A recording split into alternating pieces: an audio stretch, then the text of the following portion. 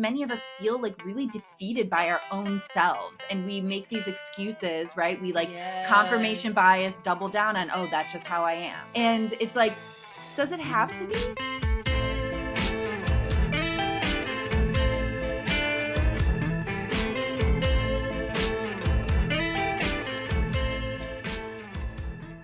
Hello. Welcome to Inner Archaeology. Yeah, I'm Emily. I'm Sarah. And we're so glad that you're here. Yeah, and this is going to be the second to last episode as we wrap up season 1. To kind of give you guys a heads up, I am going into maternity leave. So we're going to take a few months off. Yeah. But we're that's coming because little baby Bennett is coming. Like the best reason ever. So we're like, yeah, we're so much anticipation into like the transformation that's about to happen in Sarah's life and holding space for that. And but today we wanted to dig into some of our favorite things to talk about, obviously. It's our beliefs and how they change and we can change them. And we wanted to like tell some stories about some like big ones that we were really connected to and identified with in our life that we have changed. And then that has like opened us up to like more richness and beauty and all sorts of stuff in our life. Like it's a good one to look at. Yeah, I'm excited because one, it's I really love, and I often say this, like I'll say something that's going on in my life, and then I will joke like 20-year-old Sarah would be horrified, or 20-year-old Sarah would like be like, ew. Who are you? And I don't know why I'm like kind of obsessed with like thinking in that way. I think because for me it's just like I love the reminder of how we change our minds. And when I was younger, I was so much less comfortable with it. Like the desire, I know just like from copywriting and sales and, you know, like the desire to appear consistent is like a core human like desire, which I find really like interesting.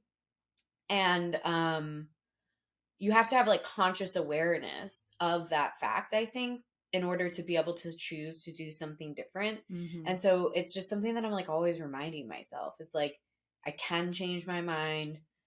I mean, even when we talk about Ben and I, people are like, how many kids do you want to have? And we're like, well, we want to have 4, but we reserve the right to change our minds at any point in time. Yeah. Because people tend to think like you say something like that and you're set, like that's it. And if you don't get there, you fail or something. And it's like, no, you just take in new information and adjust course, which is like how we should all be doing it. Or at least that's how I think we should all be doing it. I mean, wouldn't that be amazing? Like how much like pressure and pain that would relieve if we gave ourselves permission to course correct, learn, change our minds. Right. Yeah. Yeah. And I think a big one for me when this happened, was that real quick was drinking was like a part of my identity, like being a little bit of a partier or, you know, somebody who was like fun and charismatic and like to go out and go dancing and partying and like removing that from my identity. And people talk about this in rehab all the time, how it can feel awkward to go back out into the world and present yourself in a different way because you feel like you're not going to be taken seriously or whatever. Anyway, so I'm glad we're talking about it because I think it's important. It's so important. And it's like to touch back on like that whole idea of like to appear consistent is like what's valuable or important, which is very interesting, you know, because, and I think it also makes sense because people like predictability, right? Because that can feel more comforting. And when people are changing their minds, you're kind of like, it's uncomfortable because it's asking you to also grow and change because this person changed. So now you have to adjust. But it's this whole idea of like a confirmation bias. And if you're not bringing this into your conscious awareness, this is going to be on autopilot, where if there is some sort of belief about your identity or decision you made, you will automatically just reinforce all that. Even if it's complete bullshit, you will reinforce it and double down just to preserve this sense of identity and familiarity. You see people do this all the time. And actually, like, learning about this stuff has helped me have more compassion for when people do that, because you're just like, they literally, this isn't in their conscious awareness. They're really trying to maintain a sense of self by doubling down on this like bullshit whatever that they're doing. It doesn't excuse when those things cause harm, caveat, but I think it's like it is so empowering when you bring these beliefs, these ways you're identifying yourself into your conscious awareness and realize you have the power to decide and to choose and change. It's massively liberating and exciting. Totally. Yeah. Totally. Mm-hmm. Yeah. And I also think that it's true. I see it happen all the time, even like with my students and stuff. They'll be like, like they just have such a hard time with, what potential backlash will come with changing careers or in like in an identity sense. You know what I mean? Mm-hmm. Actually, this is one of the things that made me love Glennon Doyle. Yes. Because I wasn't like a big Glennon Doyle fan really until she like completely changed her like whole life. Course. Yeah.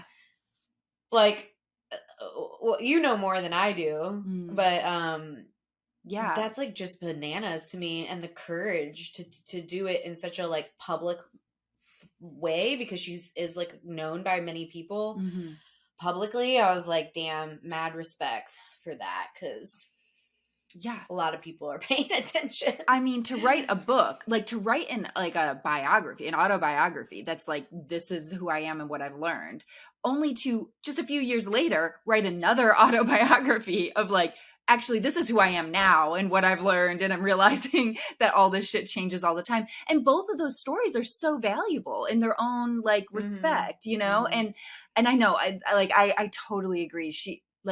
She's such a archetypal representation of this idea that you can transform and change, and also not have shame for past versions of yourself, but like just give yourself permission to evolve, like is so powerful and like liberating. Oh my God.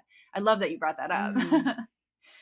Yeah. So anyway, let's jump into some of them. I don't know if you want to go first or if you want me to go first, but why don't you take the reins with the one that you have? I'll start with a big one. I have some big ones and I have some like fun, silly ones that I just, also it's funny because usually a lot of beliefs that I've changed are paired with judgments that I had.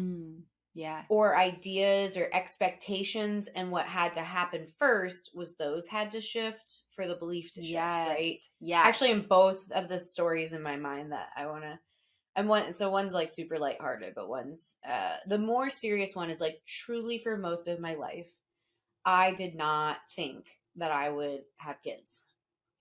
And it mostly became, and like what my reasoning for it was, one, I didn't really enjoy the way that I saw many parents kind of like having their, and this is like not to call, like this is young me judging and also having very black and white thinking, right? So I know it's much more nuanced now, but the story I was telling myself was that parents, all they do is parent. That's their only identity. It's gross to me. I would like to have more of an identity than just being a parent. And also, I mean, that was the main one. And also, I didn't understand just the desire to be a mother in the absence of a person. Like people who like wanted to be a mother, but like were not in a relationship, was always like confusing to me, because I was like, I don't want to be a mother that I barely want to be like, I'm barely open to entertaining the idea of being a mother, and then to like do it in the absence of like a partner that I feel like would be an actually like good father. It's like insanity to me. Like I used to just think that like people didn't like think about it. I was like, I don't think people are thinking about this like hard enough. I think they're just like, this is what people do, and so I want to be a mother. I obviously do not believe that anymore, right?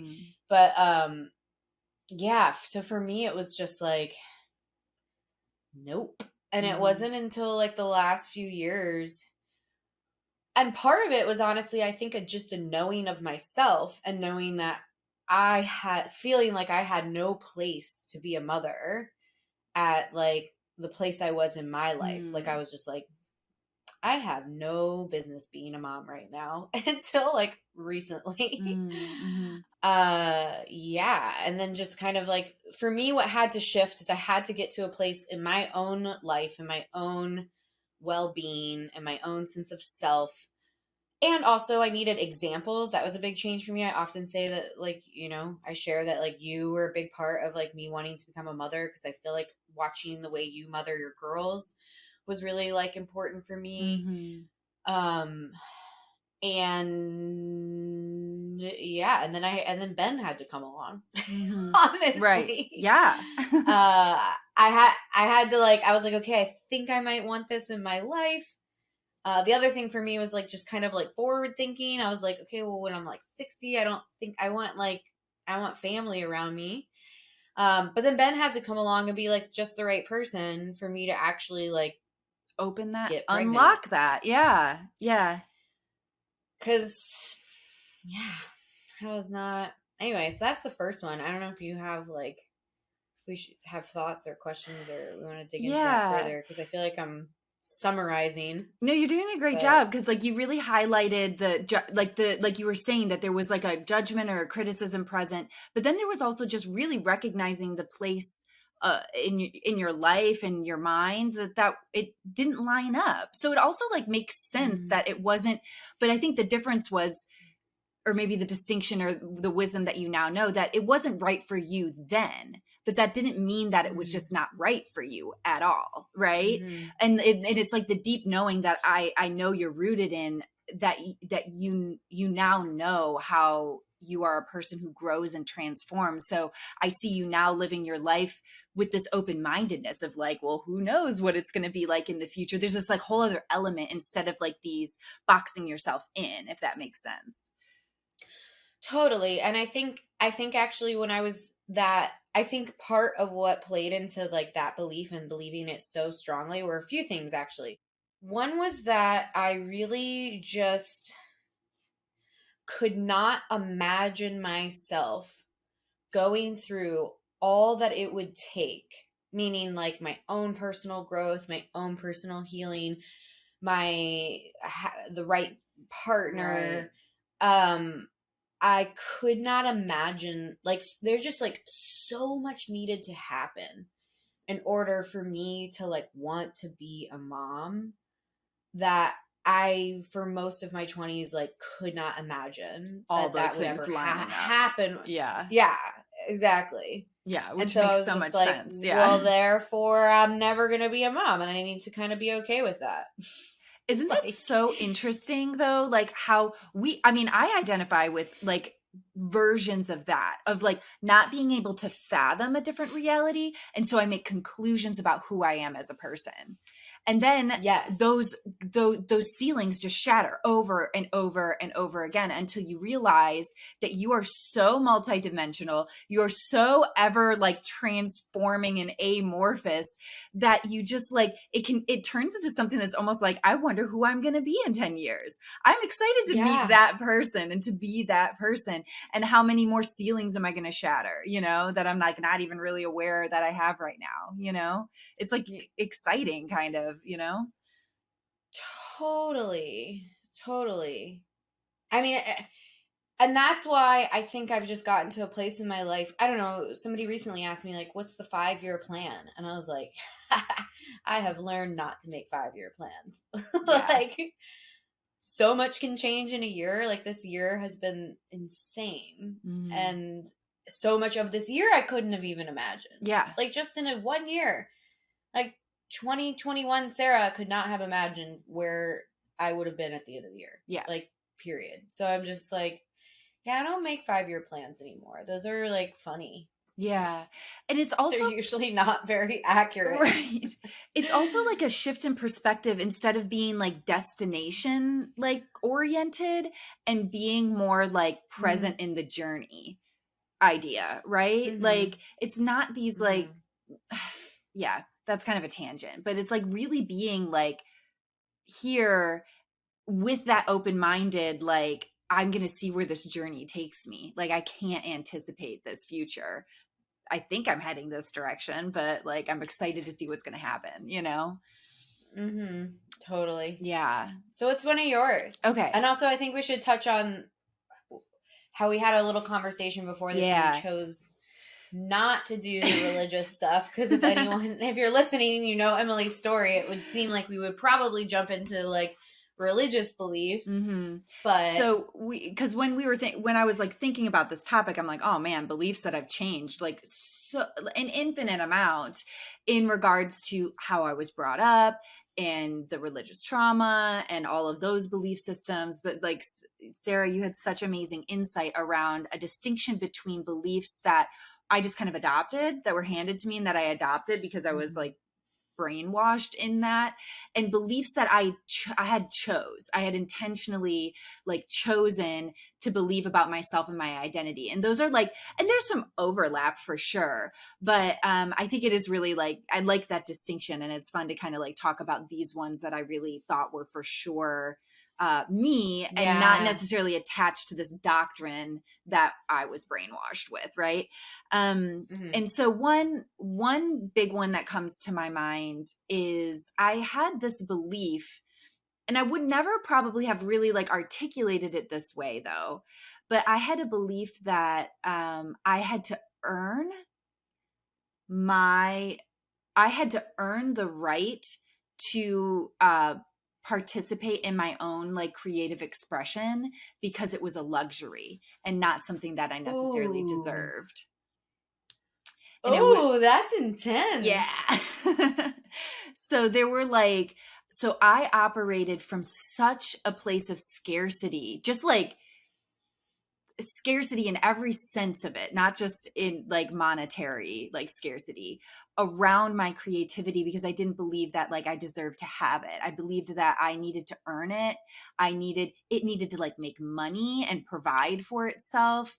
That I wasn't allowed to just like enjoy my own creative expression for the sake of enjoying it, let alone in like really like investing. And now the thing is I always kind of did in these like little cracks. I would like go to Michael's and I would buy like, I would spend like $4 on like some beads that I would like make something with. And it would be in these like little tiny ways that I would do these things, but I never like fully gave myself permission to like own and celebrate and treat my creative expression as a necessity, as like an actual part of who I am, as opposed to some luxury that I had to earn the right to partake in.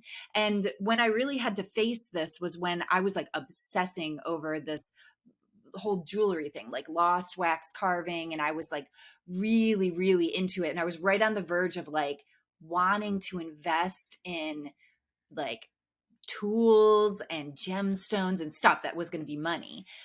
And I came across Mm-hmm. this book, The Artist's Way, which is incredibly powerful. And it Yes. talks about this idea.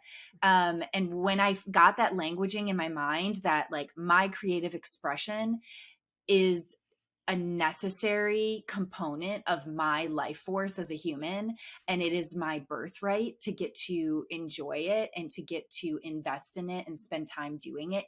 It changed out, it like changed so much for me.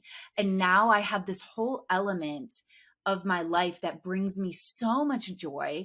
I experience so much pleasure. Right now my coffee table is like covered in like all sorts of crap, because I like right now my thing is I'm making my own frames, and I'm like all like obsessing and excited about that. And so like it brings me so much joy, and I'm like so grateful for having that big shift in my beliefs. And this was very much like a deserving self-worth thing for me, and it's been incredibly powerful. And it is something I will always speak about. Like anytime I have a student, or I have somebody that I'm talking to that I see that they're in that world, I'm like, oh, free yourself to like be able to do this. It's like so wonderful, so lovely. So that's one of the big ones that come into my mind. I remember when you were working through this, and really admiring it in you, and then also like kind of loving slash finding it. I don't know if ironic is the right word, but I just love that like the thing you gravitated towards most was like the like one of the more like precious gemstones and Yeah, expensive it was metals. like Yes. and I just like I kind of it was like the most abundant like version that I could think of at the time.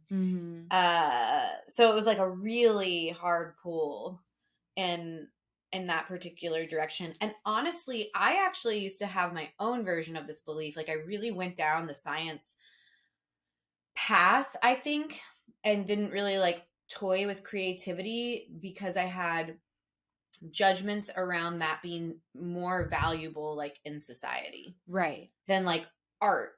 And I used to be like so much so that I would judge artists, like people who were just like spending their life like painting or like interior design. I was just like, ugh, people are dying. Like, what are you doing? Yeah. Like, I really like thought that way. We're talking like 20-year-old. A lot Sarah. of people think this way. Yeah. She was a dick. Okay. 19-year-old, 20-year-old Sarah was like not nice. She's working through some stuff. I mean, I wasn't mean, like I wasn't like a bad person, but I was judgy as hell. Like, and I actually remember I saw this movie, and I can't remember what it was, but have I told you about this movie? Where it was like this people experiment, get like the end of the world. Yeah, it was like an apocalypse experiment. Yeah, with these people in a bunker, and they had to choose which like people with which occupations like were saved to like recreate society after the fact. It was like but I actually think it was like happening in a classroom. You know, it was like a conversation that would then like be like played out or something. Okay, yeah. And they did one round where it was like they only saved the scientists and the doctors. And I was like, yeah, obviously. That's how we survive. Yeah. We need like ecologists, not fucking artists. And then in that experiment, the like society collapsed because there was like no meaning and no beauty and no connection. And it was very like just like too rational and logical and whatever. And then in the next one, they saved like a musician and like, I don't know, some sort of artist. And they thrived because they had like a more complete human experience. And it was not a good movie. I don't remember what this movie was, but I remember it was not good. Like, I wouldn't recommend it. I don't remember the name of it. But for me, it was important because I was like, that's interesting. And it was like not the first time, but like one of the things that helped me like see the value in like creative pursuits and like, because I realized it's like part of like having a full human experience is like art and literature. And that was all below the surface. I think it was actually much more that I was like tapped into like what society kind of almost says about like creative lines of work. Yeah. Because really, truly, like what I believe is not that, but I like it took some digging to get back to it. You know what I mean? No, that makes so much sense. You were like 19, 20-year-old Sarah was trying on different hats and experimenting with what like different personas. And I love this story so much because it does this is like what I talk to like my students and stuff who are creative, and like that's a value of theirs about is it's like we live in a time of enough abundance that we're not having to like grow our own fucking food and like slave away all day long, and that we can like create in a way that our ancestors probably, you know, maybe didn't get to, I don't know. And so it's almost like it's like a privilege, and that's really special. And like tapping into what you're saying, it's needed. It is like, it's valuable in its own way. And I don't know, I love that story so much. Do you have any others that come to mind about beliefs that you've changed? There's so fucking many honestly. Especially because again, young me was so judgmental. But I just wanted to throw this one in there because I think it's really funny. Yeah. Is when I started pole dancing. Like how many judgments I had around like pole dancing in general. So like pole dancing, I remember like my friend was like, come to my pole studio. And I was like, no.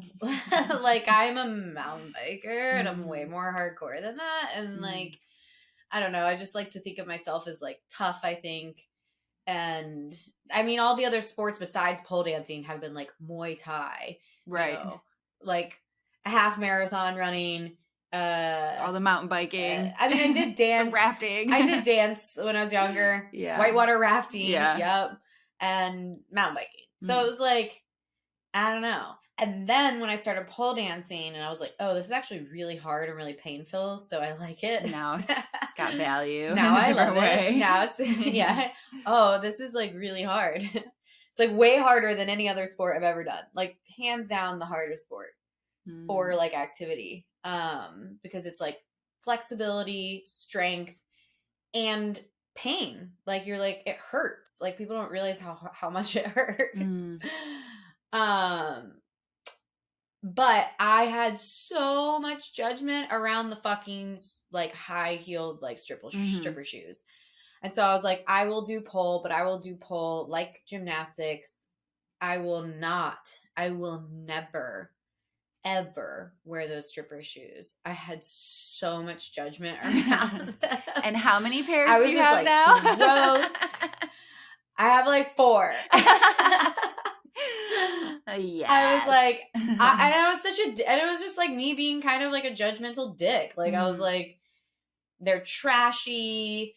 They're like, I mean, just so many judgments. And I'm trying to actually remember like what got me to wear them for the first time. And the first time I wore them, I was like very like embarrassed and like insecure and just like, ugh. And like didn't post videos of it because I was like, didn't want anyone to know I was like trying the shoes on. And then I realized that they're fucking awesome and so fun. So fun. And really hard to dance in. Like made it so much harder. So that was like fun. But also it tapped into this like ultra like feminine. Super like, sexy. Yeah. Super like, and also just kind of like, I realized it was like, I don't know. I realized that I was not seeing the full picture because like dancing in them is actually like empowering and taking back your sexuality and like giving kind of like a fuck you to the people who are like, that's like slutty, trashy, you know? Yeah. Yes. And it's like a giant, it's rebellious, to, like Puritan culture. Yeah. And once I like realized that, I was like, oh, wait, this is my jam. And now, like there was like a solid like 2-year period where I like did not dance without shoes. Like I like forgot to climb the pole for like an entire year. And I was like, oh, I just like got in, warmed up, immediately put on my shoes. I love it. Anyway, I love that one. So that's one. I had so many judgments. Yeah. It's so fun. I know. I'm a pretty exclusive shoe dancer myself. It's just so fun. So fun. And they're so fun. They're super sexy. And you can clack them and they make loud noises. Yes. And if you've not clacked 8-inch heels together, like you are missing out. Missing on something extraordinary. That's such a good one. I love that one so much. All right. What's yours? I'm trying to think of one that I am like actively in the midst of like consciously changing, which feels really good for me. And it's something we tapped on not too long ago in an episode, but we really uncovered a belief that I kind of knew was lingering there, but I think saying it out loud and talking to you and then publishing it on a podcast made it feel a little bit more real. But it's the whole belief around that, like, quote unquote, working out, it equals punishment.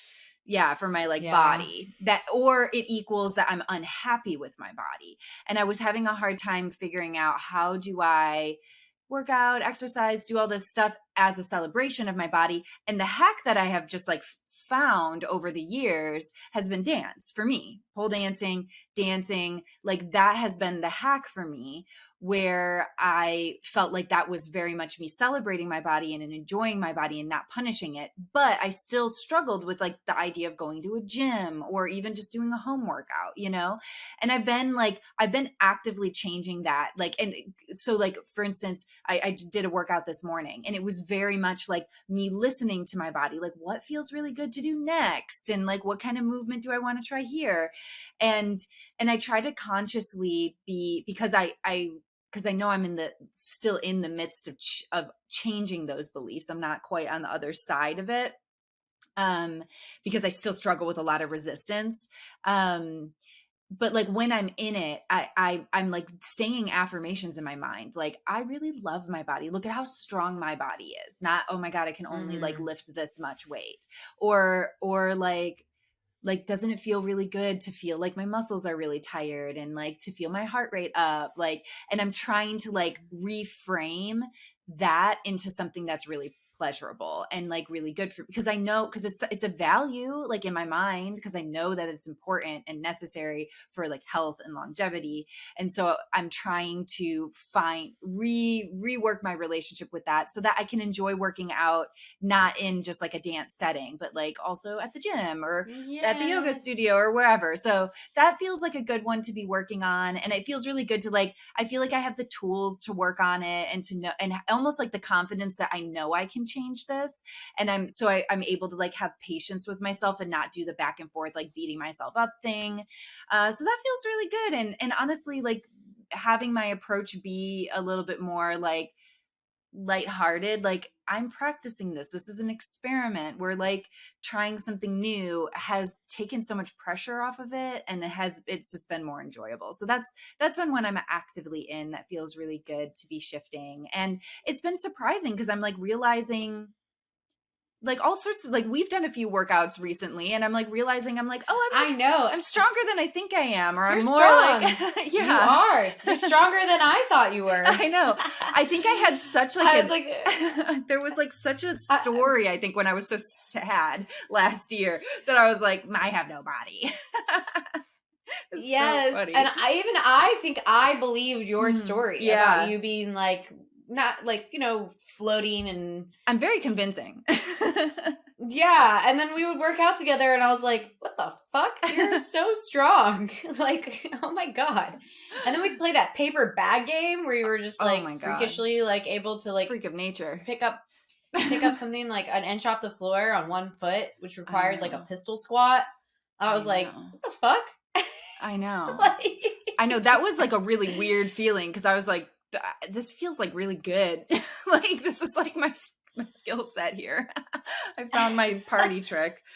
I love that you're working, like this is something that you're working on, because when we discovered it, which was not that long, and actually I want to just say this is one of my favorite things about doing this podcast, Mm. is I think it's given us an intentional opportunity to really like dig into this stuff. And I think that I kind of feel like, I don't know, one of the reasons we discovered that one was like because we were doing the podcast. It was. And then also by doing it on the podcast, I feel like it kind of held me accountable in this other way to like figure that out. It Yeah. has felt really good. Like definitely. Yeah. And to uncover that also like this late, I guess, like into our friendship, into, Yeah. I don't know. I just remember being like, wait, what? You believe what? Like, oh no. Oh no. Because like, I don't know. I just love working out and physical stuff. So I was like, what? Mm-hmm. I think I'm also, and the fact that you love your labors, like that tells me, yeah. I just feel like there's you like you. I have seen evidence now that you like physical work and challenges more than you, I think, allow yourself to like admit or believe. Yeah. And it's weird because like I grew up working at the horse farm. Like I was literally like 12 and throwing massive hay bales. Like I'm no stranger to like hard physical labor and challenges, like hiking mountains and shit like that. You tricked me. I did, I guess. I don't know. For most of our friendship, I was like, Emily needs like cloud bed and fruit, and she's a feather. Right. Delicate. And then you would tell me these stories about the horse farm, and I don't know, your hike, the Scotland time, and I was just like, wait, who the fuck is that person? Yeah. I definitely think that there was like, I lost touch with some of that.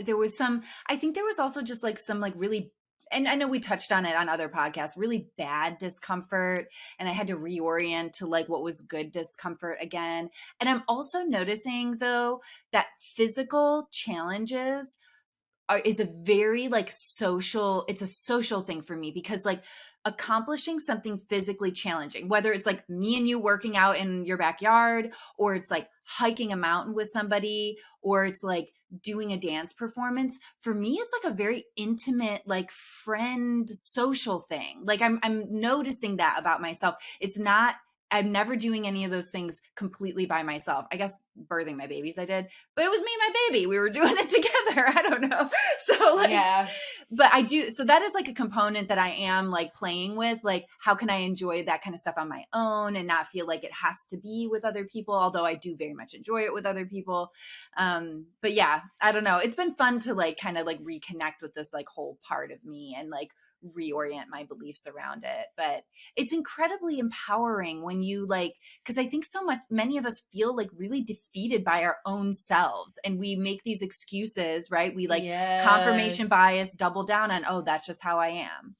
And it's like, does it have to be? I don't know. Like, what do you want though? Like, what feels, and it's that whole idea, like what feels really big and really liberating and freeing? Because I wager that those beliefs, all the ones that we have discussed today, are all beliefs that kept us small, right? They kept us smaller. They removed us from enjoying massive amounts of like pleasure and vitality and enjoyment in life. And it's like to know that you can, if you choose to bring it into your conscious awareness, change your beliefs and usher in just untold like wonders into your life and excitement and expanding your minds. It is like an exciting thing. Like it is like a really empowering, exciting thing, you know? Yeah. Oh, I love it. Yeah. And so I don't know. I think the next episode we're gonna record is gonna be our finale, like a time capsule. Yeah, a finale of season 1, and maybe a little bit of a time capsule vibe where we're at, what I believe right now, so we can laugh at how motherhood shatters all of them. Which I'm really looking forward to. I know. I'm really looking forward to looking back and being like, wow. That was so cute, Sarah. I know. You had no idea. I know. I think you're going to look back with a lot of affection. So much affection. Totally.